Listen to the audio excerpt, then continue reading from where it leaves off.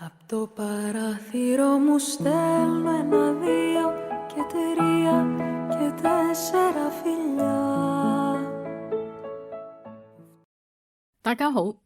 今年嘅1月26號，原來係香港開埠185周年。諗翻1841年嗰日，百麥將軍喺水坑口升起旗幟，嗰一聲禮炮，唔單止係宣告一個小漁村轉運，更加係將契約精神同埋普通法嘅種子埋喺呢個荒蕪之地裏面。曾經我哋引以為傲嘅條理分明、講求實證嘅制度，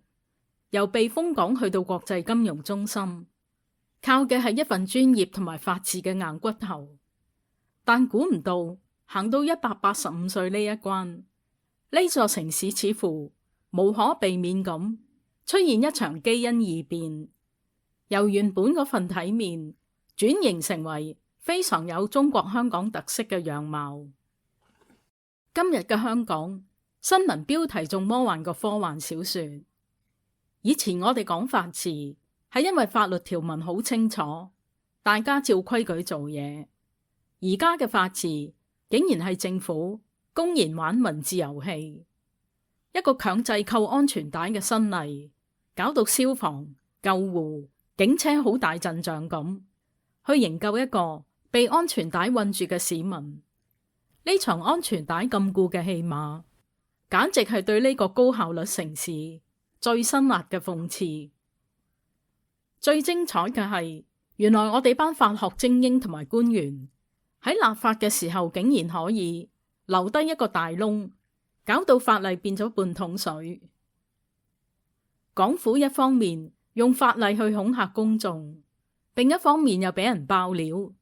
原來舊車唔扣都唔犯法。呢種以帶亂講嘅鬧劇，就啱啱好反映今日香港嘅現狀。啲官員同埋議員審議法例嗰陣因循苟且，出咗事就用宣傳教育去補鑊，甚至仲有人跳出嚟話雙層巴士係殖民產物要取締。呢種邏輯真係令當年喺水坑口升旗嘅人聽完都要笑到坐翻起。由追求專業到而家嘅敷衍塞責，呢份185歲嘅生日賀禮真係令人笑中帶淚。今日分享馮先生，以下嘅我係馮先生嘅自稱。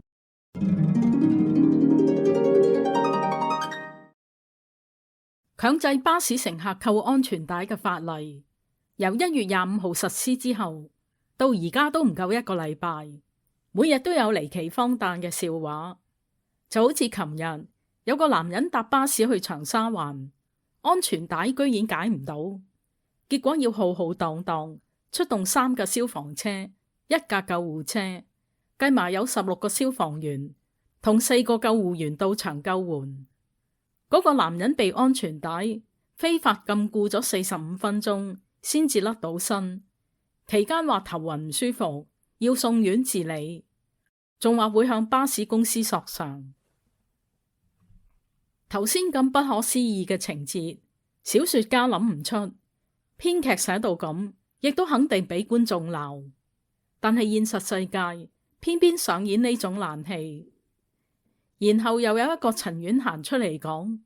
為咗安全，應該取消企位同埋雙層巴士，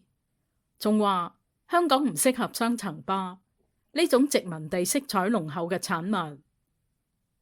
咁又係，雙層巴士亂值得滯，最好全部換晒國產電動巴，到時特府又有藉口用幾億公帑去換車。但係最荒謬嘅係，前議員兼律師江玉歡，佢喺上屆立法會有份審議修訂道路交通規例，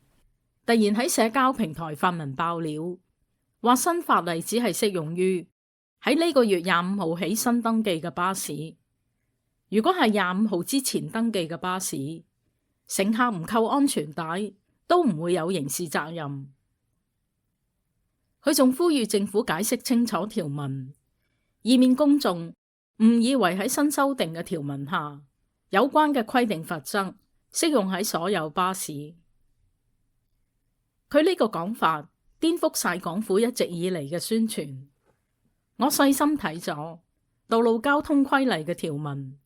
發現江玉歡確實有道理。各位睇下個熒幕，第 8AB 條咁樣寫，然後第 8D 嗰一條，乘客須配用安全帶，又咁樣寫。換言之，乘客要依法扣安全帶嘅巴士，只係限於 8AB 條適用嘅巴士。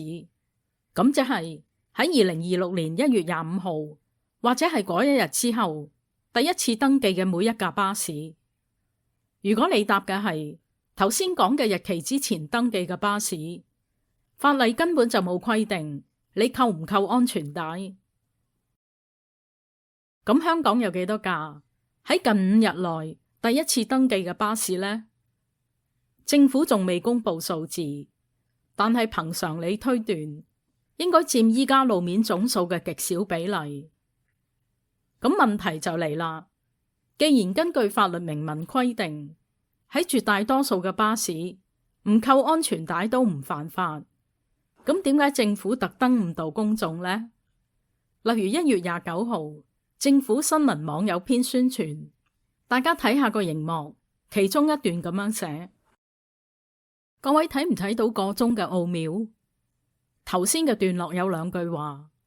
一句係按照乜乜乜新規定開頭，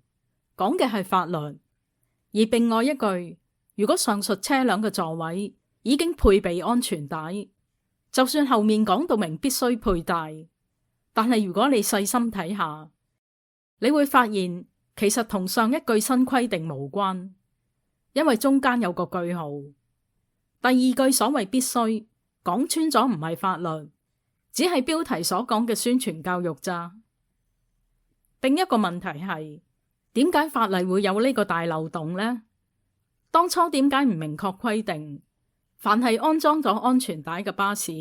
唔理係新舊，乘客都必須扣上呢？老實講，我都百思不得其解。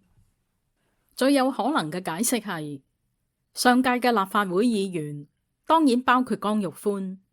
佢哋嘅審議因循苟且，提交修訂草案嘅官員亦都求求其其，兩班混帳廢物為威惠，就造成今日以歹亂港嘅局面。為咗國家安全着想，我建議不如取締立法會，因為佢唔單止廢，而且香港亦都唔適合立法會呢種英國殖民地色彩濃厚嘅產物。今日分享到呢度，歡迎留言、分享或者用超級感謝支持，多謝收聽。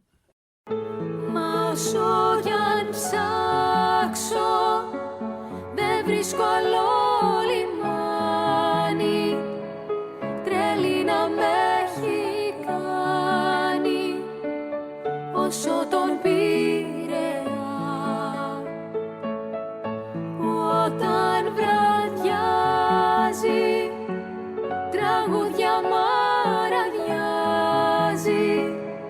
και τις παινιές στο αλάτι.